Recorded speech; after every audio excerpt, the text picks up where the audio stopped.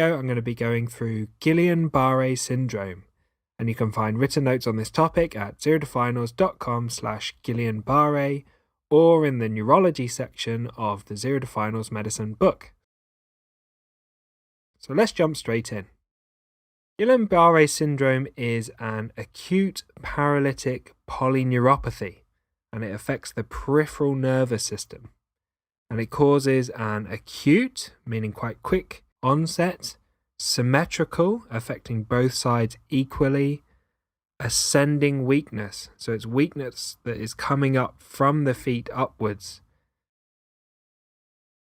It can also affect the sensory nerves, causing a sensory neuropathy. It's usually triggered by an infection and is particularly associated with gastroenteritis caused by Campylobacter jejuni, or infection with cytomegalovirus or Epstein-Barr virus.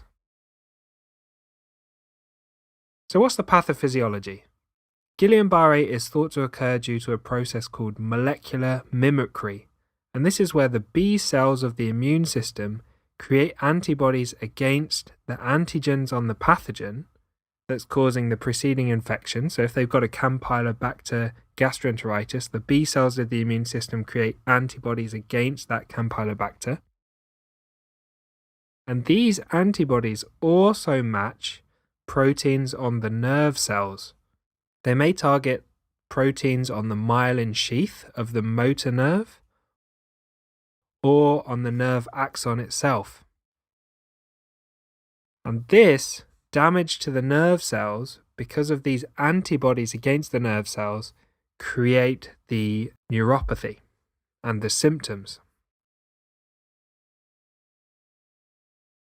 So how does Guillain-Barré syndrome present? Well, it presents with a symmetrical ascending weakness, which starts from the feet and moves up the body. There will be reduced reflexes, because it's a peripheral neuropathy. There may be peripheral loss of sensation or neuropathic pain, and it may progress to the cranial nerves and cause a facial nerve weakness as well. So what's the clinical course? Well, symptoms usually start within 4 weeks of the preceding infection. So they may, in your exams, have had a gastroenteritis 4 weeks previously. The symptoms typically start in the feet and progress upwards, and the symptoms peak within 2 to 4 weeks, and then there's a slow recovery period that can last months to years. How do you make a diagnosis? Well, a diagnosis of Guillain-Barré syndrome is made clinically. There's no specific test that confirms the definitive diagnosis. There's some criteria called the Brighton criteria that can be used for a diagnosis, and it can be supported by investigations such as nerve conduction studies, which show reduced signal throughout the nerves, and lumbar puncture to test for the CSF. And in your exams, the CSF of somebody with Guillain-Barré may have raised protein with a normal cell count and normal glucose. Let's talk about the management of Guillain-Barré. It involves IV immunoglobulins,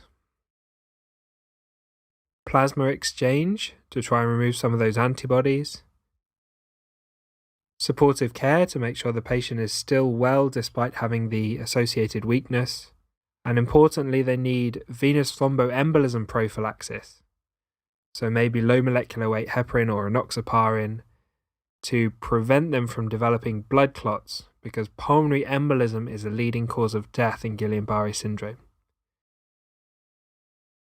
In very severe cases where there's respiratory failure, then the patients may need intubation, ventilation, and admission to the intensive care unit. Finally, let's go through the prognosis. These are rough numbers, but around 80% of people will fully recover.